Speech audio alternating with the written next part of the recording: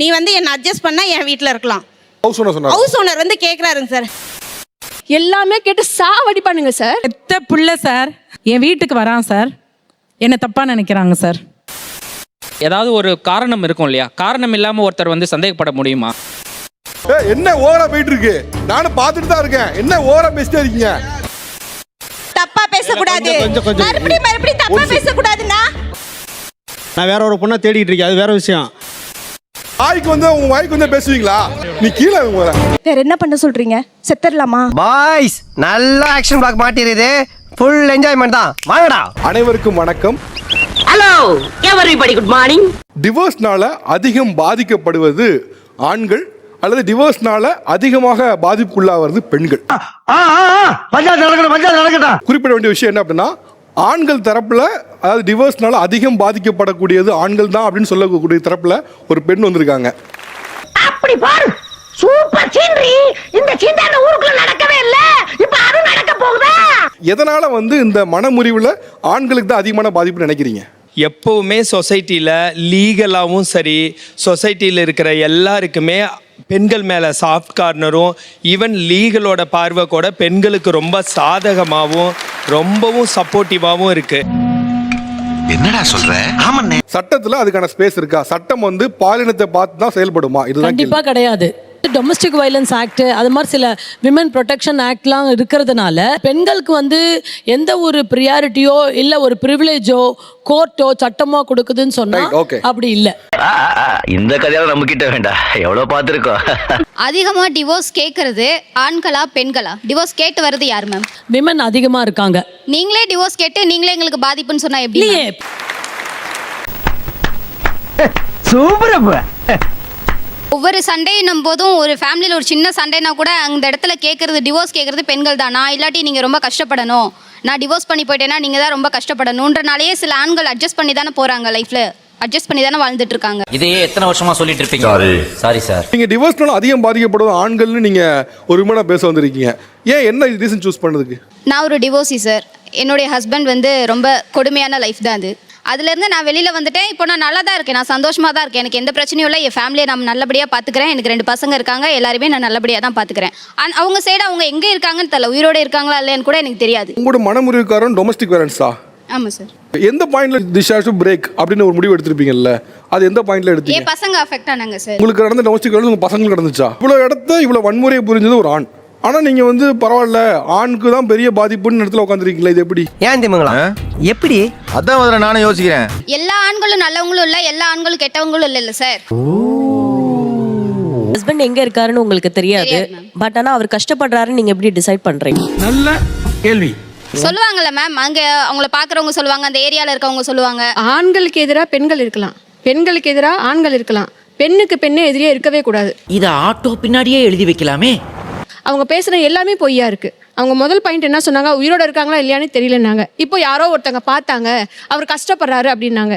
எனக்கு 2 பசங்க இருக்காங்க, நான் ரொம்ப ஹாப்பியா இருக்கேன், சந்தோஷமா இருக்கேன். நாங்க 100% போய் போட்டு கொடுக்குறியா?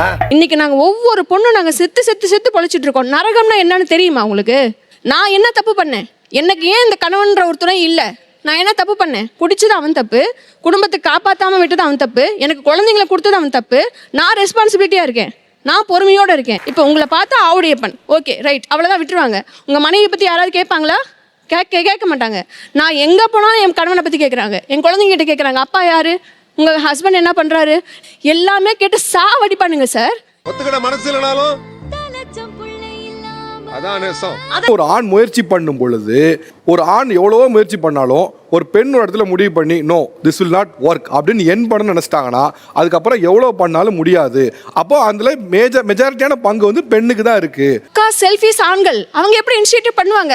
காலையில டீ வச்சு கொடுக்கணுமே, காலையில சாப்பிடணுமே, பிள்ளைக்கு ஆய் கழுவி உண்ணுமே, வீடு சுத்தம் பண்ணணுமே, வாசல் தெளிச்சு கோலம் போடணுமே, மாமியாரை பார்த்துக்கணுமே, மாமனாரை பார்த்துக்கணுமே, சட்டையை அயன் பண்ணி கொடுக்கணுமே, குடுகுடுன்னு ஓடி போய் வாங்கிட்டு வந்து எல்லாத்தையும் செஞ்சு வைக்கணுமே.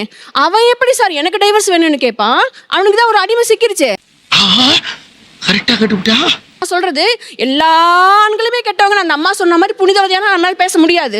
எல்லா ஆண்களையும் நான் வந்து பொய்ன்னு சொல்லவும் முடியாது. அதே நல்ல ஆண்களால தான் நாங்கள் இன்னி வரைக்கும் மரியாதையோட கௌரவத்தோட வாழ்ந்துட்டு இருக்கோம். அந்த ஆண்கள் கூட எங்களுக்கு நேருக்கு நேராக உதவி பண்ண எவ்வளோ தயங்குறாங்க தெரியுமா? ஏன்னா அவங்க நல்ல ஆண்கள் தான். ஐயோ இவளை வச்சுக்கிட்டான்னு சொல்லிடுவாங்களோ, ஐயோ இவளை கூட கனெக்ஷன் இருக்குன்னு சொல்லிடுவாங்களோன்னு செத்து பொழைக்கிறாங்க. உதவி கூட ஒரு ஆணால நேருக்கு நேராக செய்ய முடியலன்னா இந்த மாதிரி பொண்ணுங்க தான் காரணம். நீ கேட்ட ஒவ்வொரு கேள்வி என்ன செருப்பால் அடிச்ச மாதிரி இருக்குடா. மாதிரி இல்ல, உண்மையிலே செருப்பால தான் அடிச்சேன். இவங்க ஆக்சுவலாக ஒரு வார்த்தை ஒன்று சொன்னாங்க. என்னன்னா வந்துட்டு பெண்கள் வந்துட்டு இண்டிபெண்ட்டாக இருக்கணும், நம்ம வந்துட்டு இந்த சொந்த காலில் நிற்கணும். இந்த வார்த்தை இங்கே வரைக்கும் தான். கோர்ட்டில் வந்து பார்த்தீங்கன்னா புருஷன்ட்ட வந்துட்டு ஜீவனாம்சம் கேட்கறது, பொய் கேஸ் போட்டு ஆலிமோனி செட்டில்மெண்ட் வாங்குறது. ஆலிமோனி வந்து ஒர்க் பண்ற யாருனாலும் கொடுக்கணும். இப்போ நீங்க ஃபாரின்லாம் போனீங்கன்னா விமன் கொடுப்பாங்க. சார் வக்கீல் சார், இந்தியாவில் விமன் ஆலிமோனி கொடுத்ததே இல்லையா? மோஸ்ட் ஆஃப் த கேஸ்ல ஆண்கள் தான் அலிமணி கொடுக்குறாங்க, ஆனா பெண்களும் கொடுத்துருக்காங்களா இல்லையா? கொடுத்துருக்காங்க. டிவோர்ஸஸ்னால பாதிக்கப்படுறது ஆம்பளைங்க தான். நீங்க எல்லாரும் வந்துட்டு லைக் பார்ட்டிக்கு வந்த மாதிரி சாரி கட்டிட்டு நாங்க பாருங்க என்னடா லுச்சாத்தனமா பேசிக்கிட்டு இருக்க. இவங்க பட்டு சாரி அது இதுன்னு இருக்காங்க. அதுல இருந்தே தெரியலையா சார்? இட் ப்ரூவ்ஸ்ங்க யார் பாதிக்கப்பட்டிருக்கான்ட்டு. என்னடா முட்டாத்தனமா பேசிக்கிட்டு இருக்க முட்டா பயல. நான் ஒண்ணு கேட்கறேனே, இப்போ அவங்க டிவோர்ஸ் ஆயிட்டாங்க, அதுக்காக நல்லது கெட்டதுக்கு போக கூடாதா? அவங்க சாரி கட்டக்கூடாது, என்ன அவங்க ட்ரெஸ் பண்ணா கூட தப்பா? அவ்வளோ ஹாப்பியாக வந்துட்டு வெளிப்படையாக காட்டுற மாதிரி வந்துட்டு நாங்கள் ஜாலியாக இருக்கோம். அந்த ட்ரெஸ்ஸிங் சென்ஸ் இது. நீங்க மீண்டும் என்ன சொல்வீங்கன்னா, ஒரு ஹஸ்பண்டோட இருந்தால் தான் நீ சந்தோஷமா இருக்கணும், இல்லைன்னா நீ கஷ்டப்பட தான் செய்யணும். அதுதான் அவங்க மைண்ட் செட்டு. எப்படி சார் இவ்வளவு கரெக்டா சொல்றீங்க? எப்படி? அது பார்த்தாலே தெரியுது சார். அவங்க நினைக்கிறாங்க வந்துட்டு அவங்களுக்கு வந்தா ரத்தம், எங்களுக்கு வந்தா தக்காளி சட்னி. நான் சொல்ல விரும்பிக்கிறேன், எங்களுக்கு தான் ரத்தம் டிவோர்ஸுங்கிறது. ஓகேவா? நீங்கள் ஜாலி, உங்களுக்கு காசு நல்லா வருது. சார் ஒரு நிமிஷம் பதில் சொல்லுங்க. எனக்கு சந்தோஷமா ட்ரெஸ்ல பாக்குறீங்கல்ல சார், எங்களோட பெயினை வெளியில காட்டவே முடியாது. இங்க ஒரு விஷயத்த சொல்றேன் சார், 53 வயசு நான் டயப்பர் போட்டு வந்திருக்கேன். ஸோ உங்களால எங்க பெயினை வெளியில பார்க்க முடியாது. நான் நல்லா தான் ட்ரெஸ் பண்ணியிருக்கேன், பட் நான் உள்ள டயப்பர் போட்டிருக்கேன். எனக்கு மோஷன் கண்ட்ரோல் கூட பண்ண முடியாது. என்னோட கதை ரொம்ப டிஃப்ரெண்ட். தயவு செஞ்சு ட்ரெஸ்ஸை வச்சு எடை போடாதீங்க. இப்போ என்ன சார் பதில் இதுக்கு? நீங்க சொன்னீங்களே ஹாப்பியா இருக்காங்கன்னு, அவங்க டயப்பர் போட்டுருக்காங்களாம், நீங்க பார்த்து கண்டுபிடிச்சிட்டீங்களா? அதை சொல்றா. என்ன நம்ம பேசுறா? ஏதாவது பேசுறா? நீங்க இந்த வார்த்தையை திரும்ப பெறணும். நான் பேசின வார்த்தை தப்பு தான், சாரி ஃபார் தட். இருந்தாலும் கடலமுத்து ரொம்ப ஸ்ட்ரிக்ட்டுப்பா. 8 வருஷமா டிவோர்ஸ் அப்ளை பண்ணிட்டு 8 வருஷமா கோர்ட்ல கேஸ் போயிட்டு இருக்கு. ஃபினான்ஷியல் ஸ்டேட்டஸ் இல்லாதனால என் பையன் அவங்க அப்பாவோட இருக்கான். இப்போ 8 வருஷம் கழிச்சு எனக்கு டிவோர்ஸ் ஆர்டர் வரப்போகுது சார். இப்போ நான் வந்து அவங்க இருக்கிற ஏரியாவுக்கு எங்கள் அம்மா வீட்டிலேருந்து வந்திருக்கேன் சார். என் பையன் லாயர் சார், சின்னவன் என் வீட்டுக்கு வரான் சார். என்ன தப்பாக நினைக்கிறாங்க சார். நடுங்குது சார். பெத்த புள்ள சார். ஒரு பெத்த பையன் வீட்டுக்கு வரத சந்தேகமா பாக்குற கண்ணோட்டம் ஆணுக்கு ஏற்படுமா? ஆனா எங்களுக்கு என்ன பாதிப்பு இருக்குன்றத நான் முதல்ல இதை அக்செப்ட் பண்ணுங்க, அடுத்து நீங்க சொல்லுங்க. இல்ல அதை அக்செப்ட் பண்ண முடியாது சார். உங்களை இன்னும் ரொம்ப நாகரிகமா நடத்தணும்னு முயற்சி பண்றீங்க, அதை கெடுத்துக்காதீங்க. இந்த எகத்தாலும் பேசாத பலமுறை உன்னை கண்டிச்சிருக்கேன், கேட்க மாட்டேங்கிற நீங்க. தோளுக்கு மேல வளர்ந்த பையன் வரான் அம்மாவை பாக்குறோன்னு. அந்த பையன் யாரா இருக்கும்? இவ்வளவு வளர்ந்த பையன் இவ வீட்டுக்கு ஏன் வரா, தனியா இருக்கப்ப வரான்னு பெத்த பையனை தப்பா கனெக்ட் பண்ற குரூயாலிட்டி ஒரு ஆணுக்கு ஒரு நாளும் நடக்காது, ஒரு பெண்ணுக்கு தான் நடக்கும். இப்போ அவங்க வந்து அவங்களோட சன் வந்து அவங்களே வந்து சந்தேகப்படுறாங்க அப்படின்னு சொன்னாங்கல்ல. ஸோ அது வந்து ஏதாவது ஒரு காரணம் இருக்கும் இல்லையா? காரணம் இல்லாமல் ஒருத்தர் வந்து சந்தேகப்பட முடியுமா சார்? இல்ல ரீசன் இல்லாமல் யாரும் ஒருத்தர் வந்து சந்தேகப்பட முடியாது. நான் சொல்றேன், தப்பா எடுத்துக்காதீங்க. சொல்லுங்க சார். நீ மாலை போட்டிருக்கீங்க. சொல்லுங்க சார். நான் அதனால ரொம்ப வார்த்தையை கண்ட்ரோல் பண்ணி பேசுறேன். கோத்தமம்மான்னு கேட்பேன், வீடு புகுந்து வெட்டுவேன். அந்த இடத்துல உங்க தங்கச்சி உட்காந்துருக்காங்க சார். உங்க தங்கச்சிக்கு இப்படி ஒரு சிச்சுவேஷன் ஏற்பட்டுச்சுன்னு வச்சுக்கோங்க, ஏற்படக்கூடாது, ஏற்பட்டுச்சு வச்சுக்கோங்க.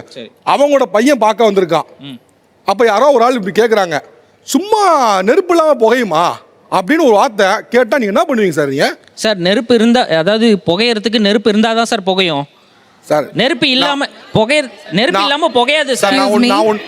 இல்ல ஒரு நிமிஷம். ஏய் தூமபாடு வார்த்தை சொல்ற போறேன். என் தங்கச்சியா இருந்தாலும் அந்த தப்புனா தப்புன்னு நான் சொல்லுவேன் சார். நல்லா சொல்லுவீங்க சார். அந்த வார்த்தை நீங்க திரும்ப பெற்றே ஆகணும் சார். இல்ல சார், நான் I stand on my word sir. நான் ஈவன் எங்க அம்மாவா இருந்தாலும் ஈவன் எங்க அம்மாவா இருந்தாலும் தங்கச்சியா இருந்தாலும் நான் வந்து தப்புனா தப்பு தான் நான் சொல்லுவேன். தம்பி, the reason is divorce. Okay boss, வார்த்தை திரும்ப பெறணும். நான் தனியா வாழறதுனால தான் தம்பி. இல்ல சார், அவங்க சொன்ன வார்த்தைக்கு அவங்க சொன்னது நீங்க பேசின வார்த்தையை திரும்ப பெறுங்க, இல்லைன்னா நீங்க வெளியே கிளம்புங்க. I will not allow this. வெளியே போடா ஃபுல் இருக்கு குதி. அவ்வளோ ஈஸியா நீங்க கேரக்டர் அசோசியேட் பண்ணிட்டு ஒரு ஸ்டேஜ்ல உட்கார வைக்க முடியாது சார். தப்பா எடுத்துக்காதீங்க, வெளியே போலாம். எஸ்பினா எஸ்பி தாயா, இவங்க அப்பப்ப வாழை ஒட்ட நறுக்கிக்கிட்டே இருக்கணும். டிவோர்ஸ்ல பிரியதுக்கு என்ன காரணம் சொன்னாங்க? அது இந்த அடமெண்ட். எது உங்களுக்கு அடமெண்டா உங்களுக்கு பட்டுச்சு? இப்போ இந்த சில விஷயங்கள் பண்ணா அடமெண்டா எல்லா விஷயம் வீட்டை கூட்டுறதுல இருந்து. வீட்டை கூட்டுறதுன்னா சார் நம்ம ஒரு வீடு இருக்குன்னா நம்ம சுத்தம் பண்ணி வச்சிருப்போம்ல. ஆமா. இந்த வேலை கூட பண்ண மாட்டாங்க. ஆஹா, இவன் மண்டை குழம்பி மெண்டலாகி வந்திருக்கானா இல்ல போர் அடிக்குதுன்னு டைம் பாசிங் பண்றானா என்னன்னு தெரியலையே. அவங்களோட டைவர்ஸ்க்கு ஏதாவது காரணம் இருக்குல்ல, அதை கேட்கறேன் நான். இப்போ வீடு கூட்ட மாட்டாங்க அதனால டைவர்ஸ். இதான் பேசிக் ரீசன். நான் என்ன சொன்னாலும் கேட்க மாட்டாங்க. எந்த வேலை சொன்னாலும் செய்ய மாட்டாங்க. எந்த வேலையும் செய்ய மாட்டாங்க. ஓகே. நான் வேலைக்கு போயிட்டு வந்து இந்த வேலையை நான் பார்க்குற மாதிரி இருக்கும்.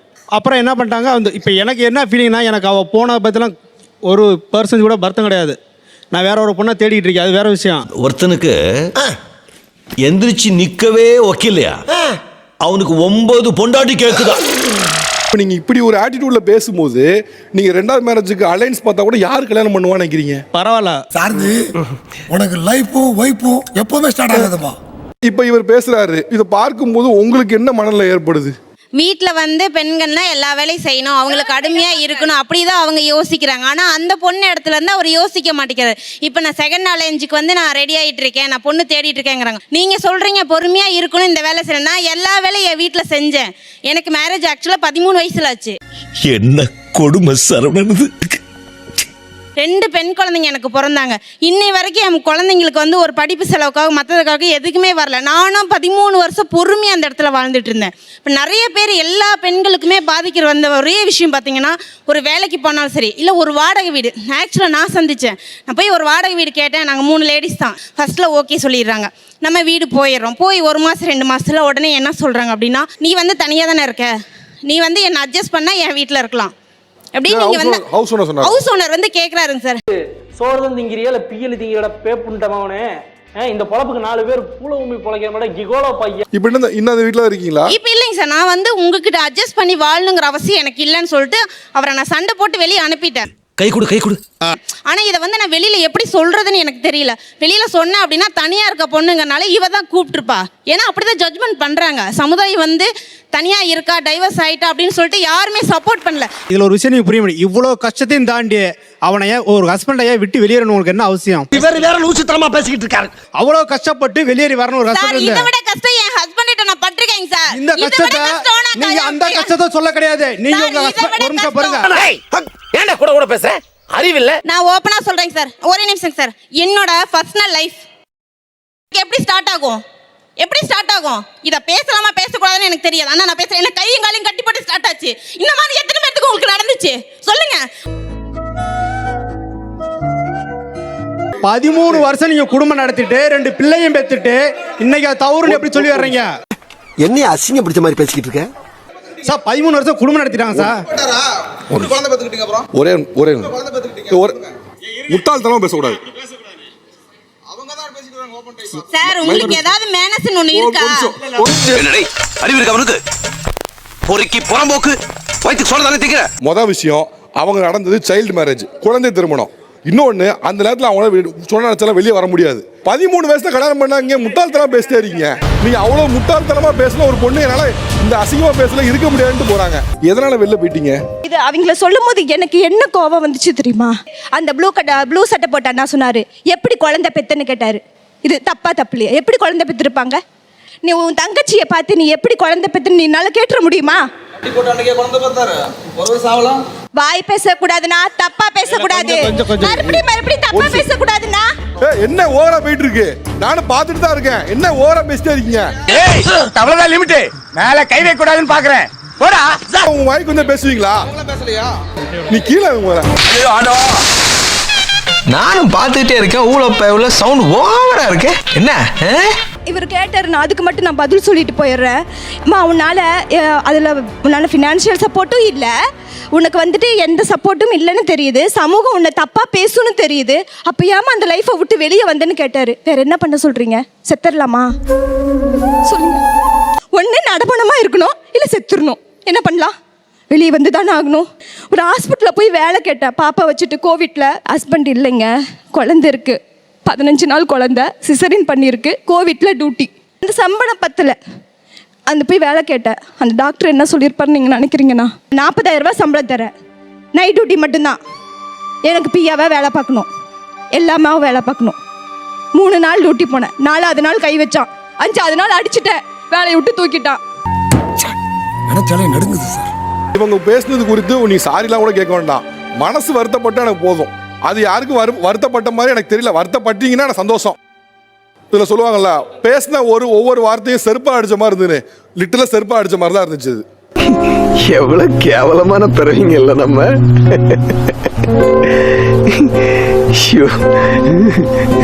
உளவியல் ரீதியாக எவ்வளவு பெரிய தாக்கத்தை ஆணுக்கும் பெண்ணுக்கும் ஏற்படுத்திருக்குன்னு பார்க்கும்போது, கேரக்டர் அசசினேஷன் வழியாக பார்க்கும்போது இவர்களுக்கு தான் தாக்கம் அதிகமாக இருக்கு.